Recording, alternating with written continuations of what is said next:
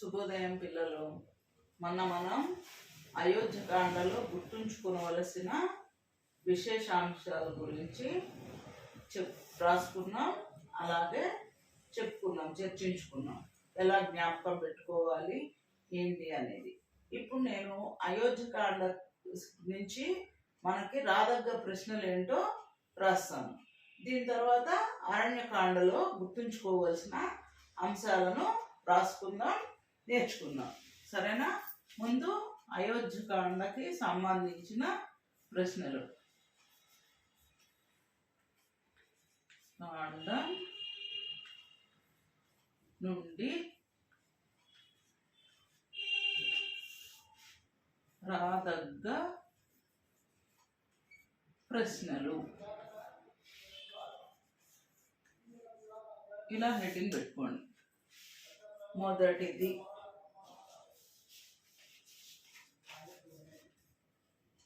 రాజు కావలసిన రాముడు వనవాసానికి వెళ్ళడానికి కారణాలు తెలుపండి. రాజు కావలసిన రాముడు వనవాసానికి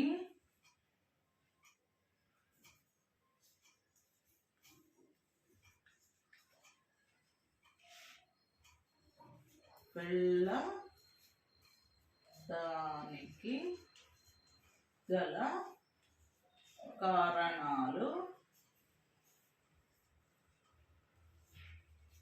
తెలుపండి. అంటే ఏం రాస్తారు?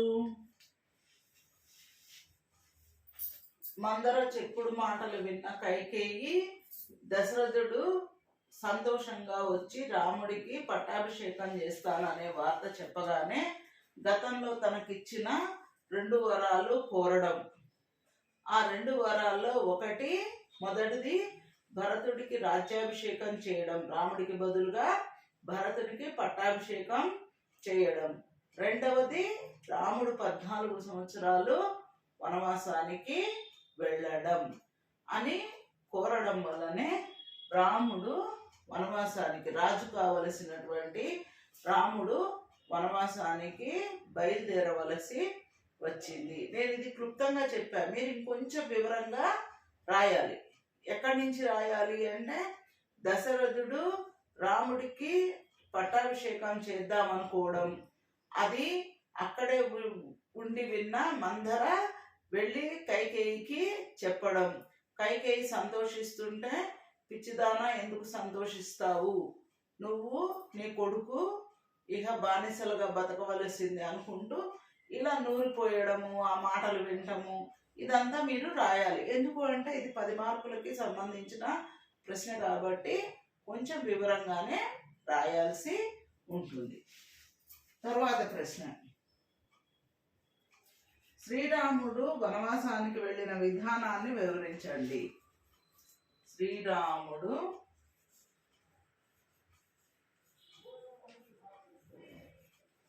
వనవాసానికి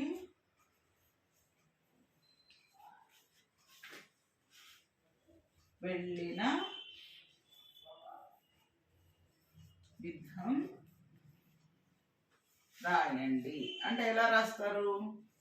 నారచీరలు ధరించి, అలాగే కైకకి అందరికి 3 తల్లులకి నమస్కారం చేసి, అయోధ్య ప్రజలు మంత్రులు సామంతుల దగ్గర సెలవు తీసుకొని అయోధ్య ప్రజలకు చెప్పి బయలుదేరాడు.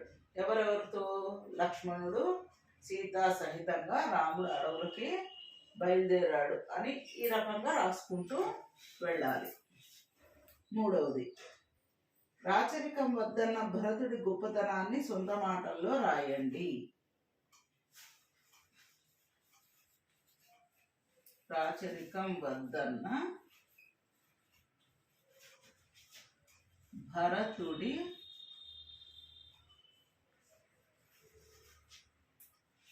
గొప్పతనాన్ని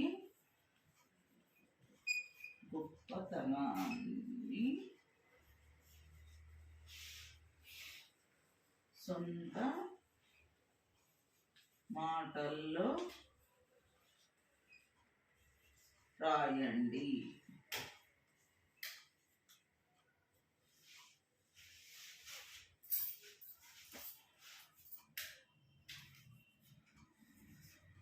భరతుడి అంటే ఎలా రాస్తారు?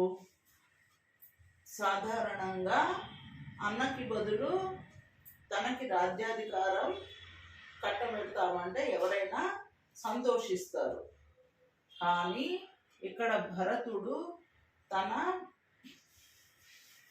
అన్న శ్రీరామచంద్రుడే రాజ్యాధికారం చేపట్టడానికి అర్హుడని, తన అన్న కంటే తాను చాలా చిన్నవాడినని, అన్ని యోగ్యతలు ఉన్నవాడు, అర్హతలు ఉన్నవాడు రాముడే కాబట్టి అతనికే రాజ్యాభిషేకం చేయాలని చెప్పాడు. అంటే ఇందులో అతనికి ఎటువంటి స్వార్థము లేదని తెలుస్తుంది.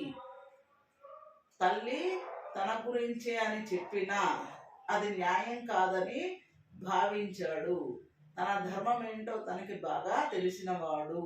ఇలా రాసుకుంటూ వెళ్ళాలి. ఈ భూప్రపంచంలో అధికారం వస్తుంది అంటే ఇప్పుడు ఈ కాలంలో చూస్తున్నాం కదా, అధికారం కోసం ఎన్నెన్నో తిప్పలు పడుతున్నారు. కానీ కోరకుండానే వచ్చే అధికారాన్ని కూడా తృణప్రాయంగా వదిలేసుకున్నవాడు భరతుడు. దీనికి కారణం అతనికి అతని ధర్మం తెలుసు. అలాగే స్వార్థం లేని వాడు, నిస్వార్థ జీవి. ఇలాగా రాసుకుంటూ వెళ్ళాలి. తరువాత ప్రశ్న,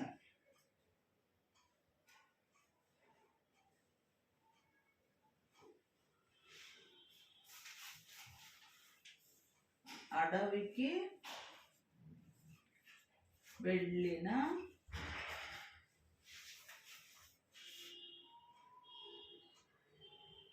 కొడుకు శ్రీరామునిపై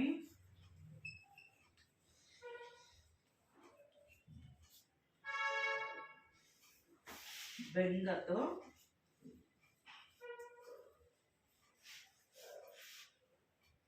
తండ్రి దశరథుడు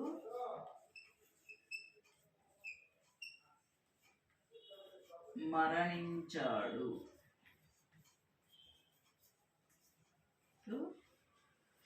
కదా.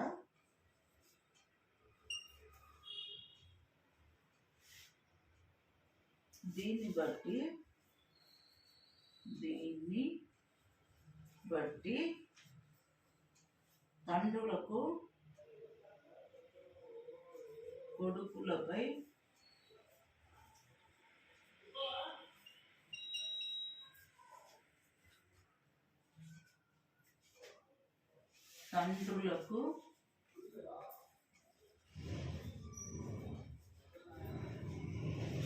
ఉండే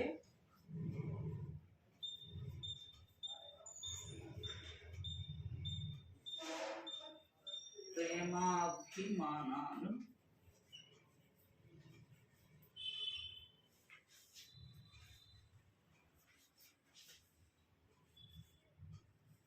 ఎలా ఉంటాయో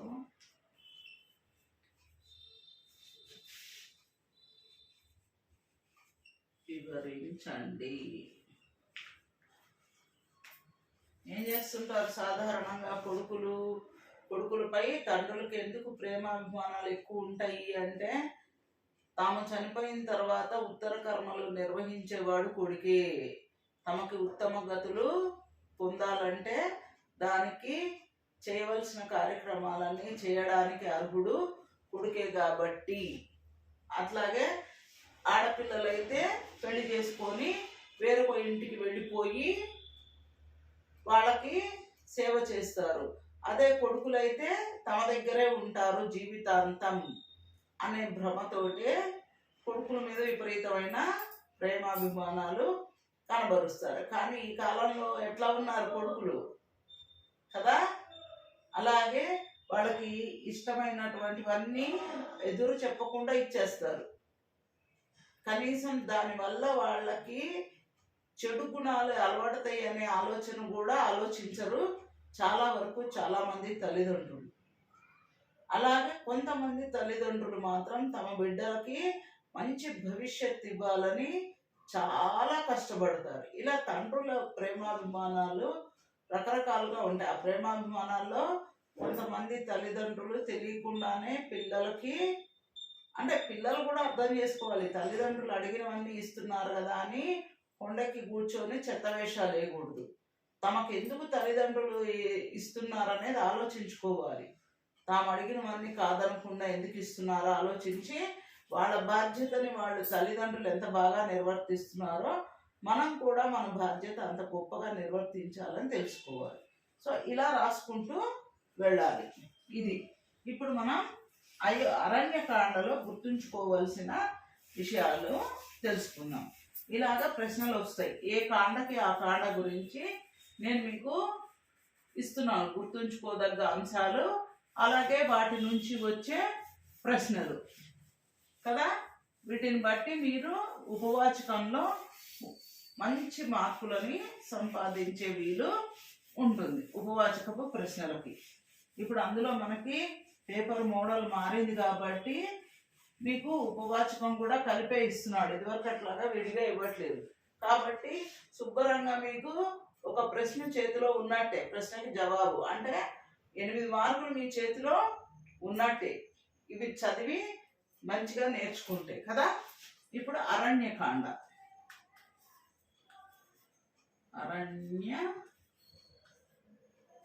అరణ్యకాండం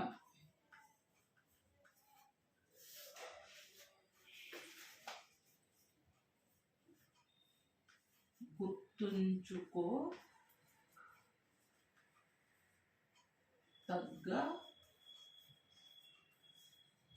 అంశాలు.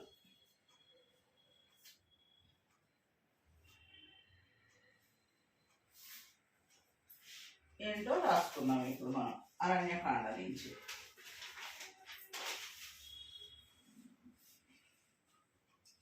వనవాసంలో ఉన్న శ్రీరాముడు మొదటిది.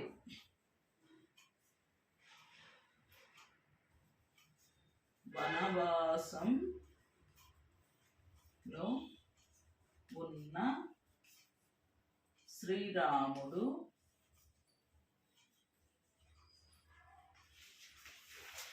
తుంబురు అనే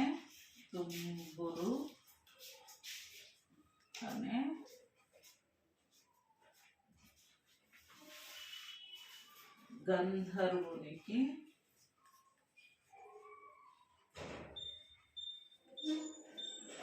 శాప విమోచనం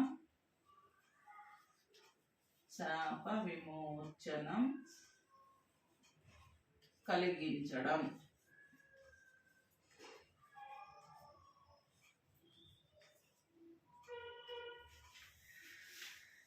వీళ్ళందరూ రాక్షసుల రూపంలో ఉండి వీళ్ళకి ఆటంకపరచడానికి చూస్తారు కదా.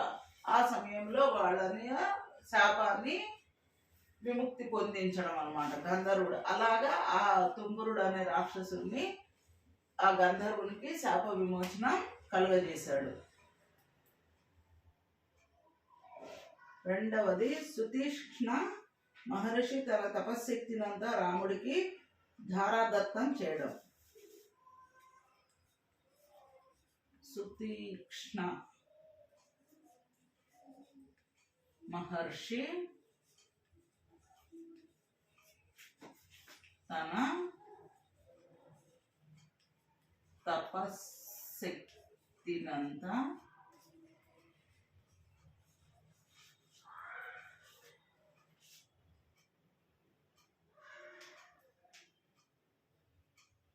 రాముడికి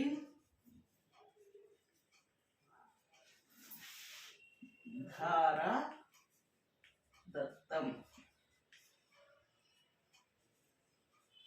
చేయడం. అంటే ఇదంతా ఏంటి? రాముడు వనవాసంలో అడవుల్లో తిరుగుతూ అక్కడ ముని ఆశ్రమాలని, ఒక్కొక్క ముని ఆశ్రమాన్ని సందర్శిస్తూ వెళ్తాడు.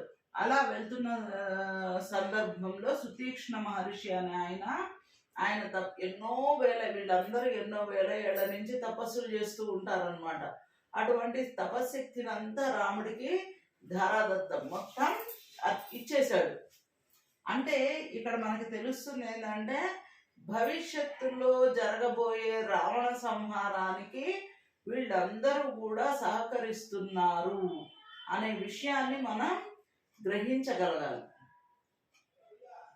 ఇప్పుడు విష్ణువు అవతరించిందే భూమి మీద, రాముడి మానవ అవతారాన్ని ఎత్తిందే రావణ సంహారం కోసం.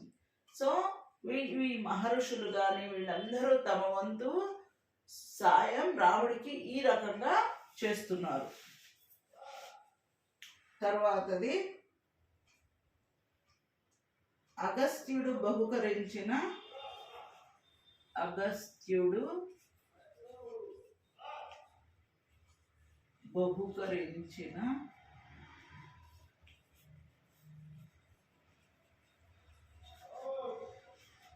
దివ్య ధనస్సు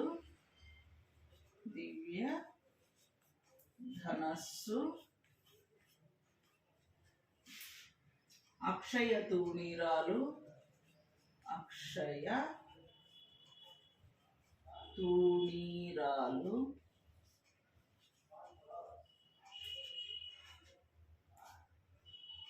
ఖడ్గము రాముడు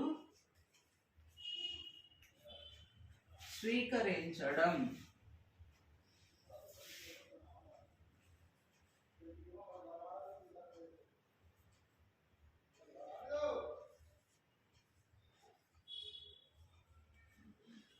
అగస్త్య మహాముని దివ్యమైనటువంటి ధనస్సుని, మహిమాన్వితమైన ధనస్సుని, అలాగే అక్షయ తూణీరాలు, అక్షయ తూణీరము అంటే అక్షయము అంటే క్షయం లేని అంటే నశించని, తూణీరములు అంటే బాణములను పెట్టుకుండేదాన్ని తూణీరం అంటారు. అమ్ముల పొది 2 ఇస్తాడు.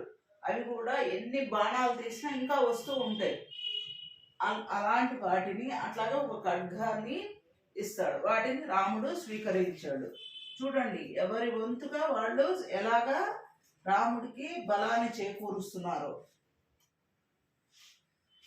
అలాగే పంచవటి వెళ్లే క్రమంలో దశరథుడి మిత్రుడు జటాయువుని కలవడం. పంచవటి వెళ్లే క్రమంలో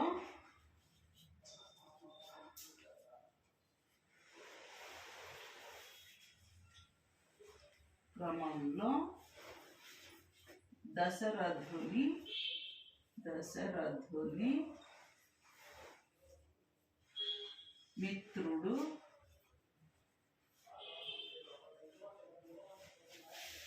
జటాయువును కలవడం.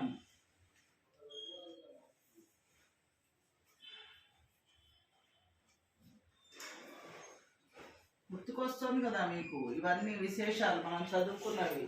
అంటే రామాయణం చదువుకొని చాలా కాలం అయింది. ఈ విధంగా మళ్ళీ మనం దాన్ని పునశ్చరణ చేసుకుంటున్నాం.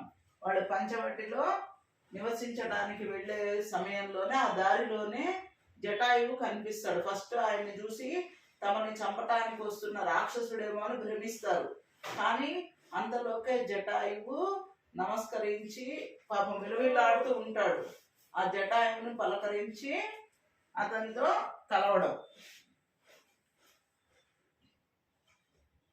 శ్రీరాముడి సౌందర్యానికి ముగ్ధురాలైన శూర్పణఖ ముక్కు చెవులను అన్న ఆజ్ఞానుసారం లక్ష్మణుడు కోయడం. శ్రీరాముని సౌందర్యానికి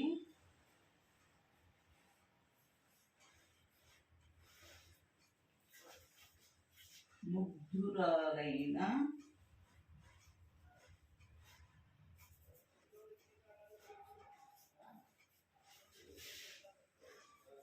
శూర్పణఖ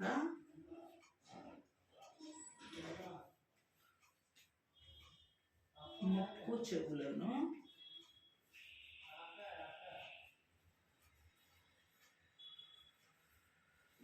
అన్న ఆజ్ఞతో కంటిన్యూషన్ పైన రాస్తాను.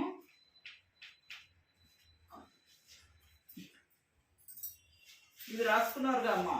ఇవి 3 పాయింట్లు నేను రబ్ చేస్తున్నా, ఇక్కడ మిగిలిన పాయింట్స్ రాయాలి కదా, అందుకని.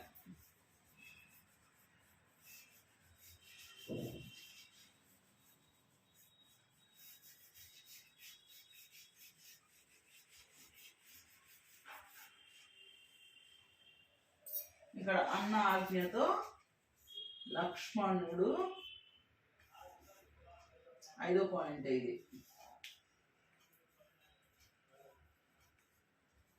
కోయడం 6వ పాయింట్.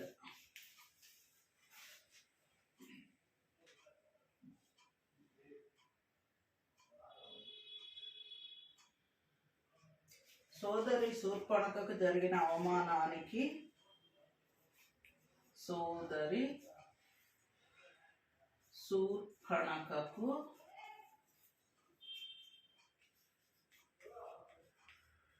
జరిగిన అవమానానికి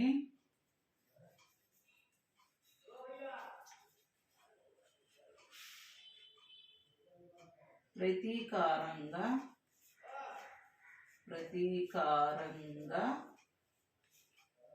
రావణుడు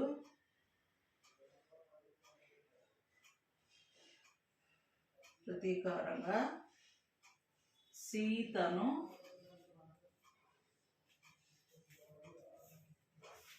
వదిలే శ్రీరాముడి భార్యను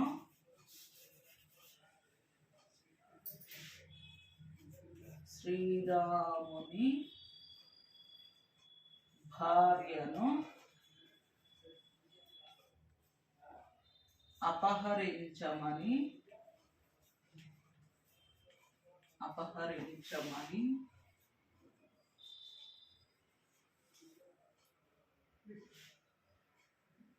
చెప్పిన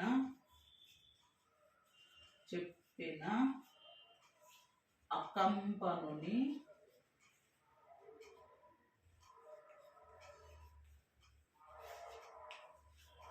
సలహాను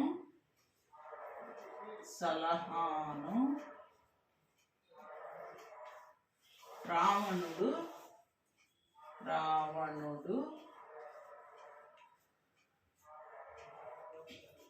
స్వీకరించడం.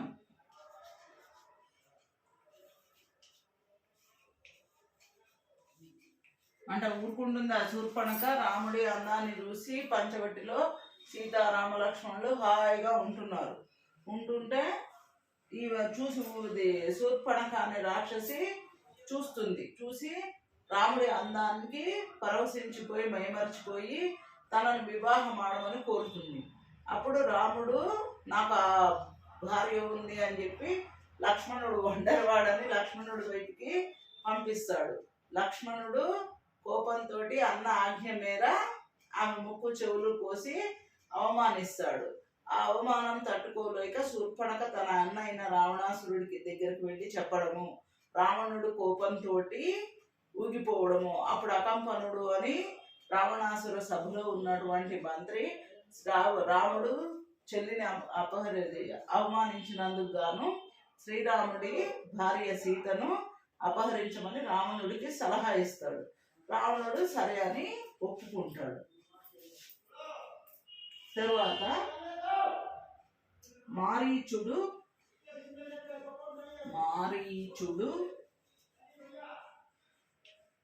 బంగారు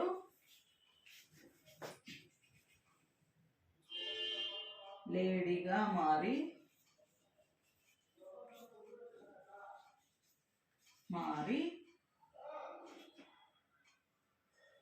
రావణుడికి సహకరించటం.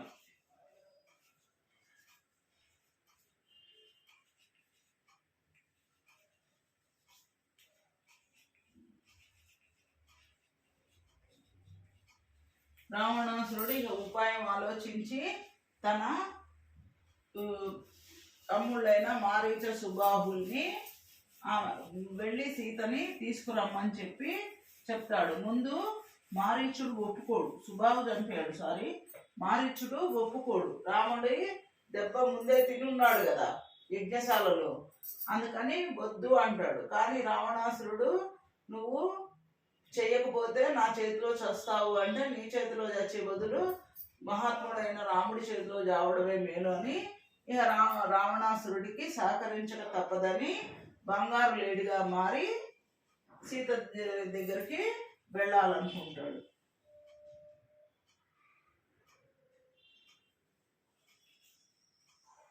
రావణుడు సీతను అపహరించి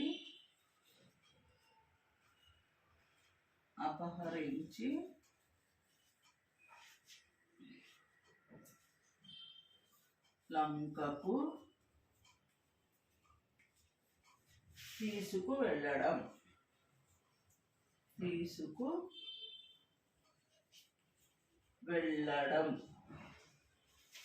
అంతే. వారిచ్చుడు బంగారు లేడిగా మారి సీతారాములు నివసిస్తున్న పంచవటిలో అటు ఇటు తిరుగుతూ ఉంటాడు. దాన్ని చూసి సీత చాలా ఆశ్చర్యపోయి రాముడితో ఆ బంగారు లేడిని కావాలని కోరుతుంది. అప్పుడు రామలక్ష్మణులు ఇద్దరు చెప్తారు, ఇది రాక్షస మాయే గాని మరొకటి కాదు అని చెప్పినా కూడా సీత ఒప్పుకోదు. తనకి ఆ బంగారు లేడి కావలసిందే అని పట్టుబడుతుంది. దాంతో ఇక రాముడు చేసేది లేక లక్ష్మణుని సీతకి కావలిగా పెట్టి రక్షణగా పెట్టి తాను బంగారు లేడిని తీసుకురావడానికి వెళ్తాడు. కానీ అక్కడ జరిగింది ఏంటి? నిజంగా వీళ్ళు ఊహించింది, రామలక్ష్మణులు ఊహించింది నిజమే. ఆ వచ్చింది మారీచుడు అనే రాక్షసుడు కదా మాయతో. దాంతో రాముడు మారీచుడిని బాణం వేస్తాడు. అప్పుడు ఏం చేస్తాడు మారీచుడు? చనిపోతూ హా లక్ష్మణ హా సీత అని రాముడి గొంతుని అనుకరిస్తూ పెద్దగా అరుస్తాడు కదా. ఇక్కడ ఉన్న సీత ఆ గొంతు రాముడిదే అనుకొని భ్రమించి లక్ష్మణుడిని వెళ్ళి అన్నగారికి ఏమైందో చూడమని చెప్తుంది. కానీ లక్ష్మణుడు మళ్ళీ చెప్తాడు వదిన గారితో, ఇదంతా రాక్షసమాయ తప్ప మరేమీ కాదు తల్లి, అన్నకి ఎటువంటి అపాయము జరగదు అని చెప్పినా ఆమె నమ్మదు. లక్ష్మణ, నువ్వు మనసులో ఏదో చెడు ఆలోచన పెట్టుకొని ఇలా చెప్తున్నావు అనేసరికి ఆ మాటలు భరించలేని లక్ష్మణుడు, అమ్మ నిన్ను ఆ భగవంతుడే రక్షించుగాక అని చెప్పి అన్నను వెతకడానికి వెళ్తాడు. ఇంతలోకే రావణాసురుడు రావడం, సీత అతనికి సన్యాసి రూపంలో వస్తాడు. సీత అతనికి అతిథి మర్యాదలన్నీ చేస్తూ ఉండగా రావణుడు తనని గురించి చెప్తాడు. సీత వెంటనే రావణాసురుడు తన నిజ రూపం తీసుకొని నిజ రూపంలో వచ్చి సీతని తీసుకెళ్ళిపోతాడు, నిజ రూపం చూపించి.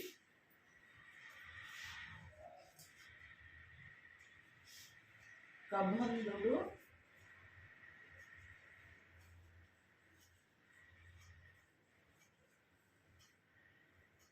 శ్రీరాముడికి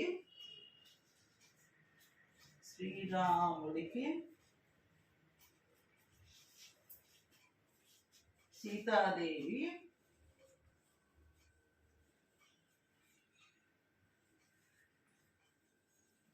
దొరికే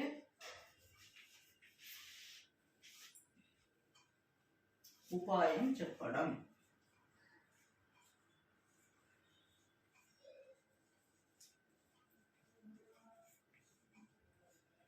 వీళ్ళిద్దరూ తిరిగి వస్తూ ఉండగా కబంధుడు అనే రాక్షసుడు పెద్ద చేతులతోటి రామలక్ష్మణులని పట్టేస్తాడు. అప్పుడు రాముడు అతని భుజాలు రెండు కబంధ హస్తాలు అంటే గట్టిగా పట్టుకుంటే మనం వదులుకోలేము, వాళ్ళ నుంచి తప్పించుకోలేము. అటువంటి చేతులతో బంధించిన అతని చేతులు రెండు భుజాలను రెండు రామలక్ష్మణుడు చెరోవైపు నరికేస్తారు. దాంతో కబంధుడు వాళ్ళ కాళ్ళ మీద పడి క్షమాపణ వేడుకొని మామూలు రూపంలోకి వస్తాడు. అప్పుడు చెప్తాడు తనకి ఇది శాపం అని, తను అక్కడ కూర్చి కాల్ చేయమని చెప్పిన తర్వాత చెప్తాడు, మీరు సీతాదేవి కోసం వెతుకుతున్నారు కదా, ఎలాగ వెతకాలి, ఎవరి సహాయం తీసుకోవాలి, దానికి మార్గాంతరాలు ఏంటో కబంధుడు రామలక్ష్మణులకి తెలియజేస్తాడు. ఇది అరణ్యకాండలో మనం చదువుకున్నటువంటి అంశాలు. వీటి గురించిన ప్రశ్నలని మనం రేపటి తరగతి గదిలో ఎలాగో కలుసుకోబోతున్నాం కాబట్టి రేపటి తరగతి గదిలో రాబోయే ప్రశ్నల గురించి తెలుసుకొని మరొక కాండ గురించి గుర్తుపెట్టుకోవాల్సిన విశేష అంశాలను గురించి తెలుసుకుందాం. సరేనామా? సెలవు. రేపు అందరం మళ్ళా స్కూల్లో కలుసుకుందాం.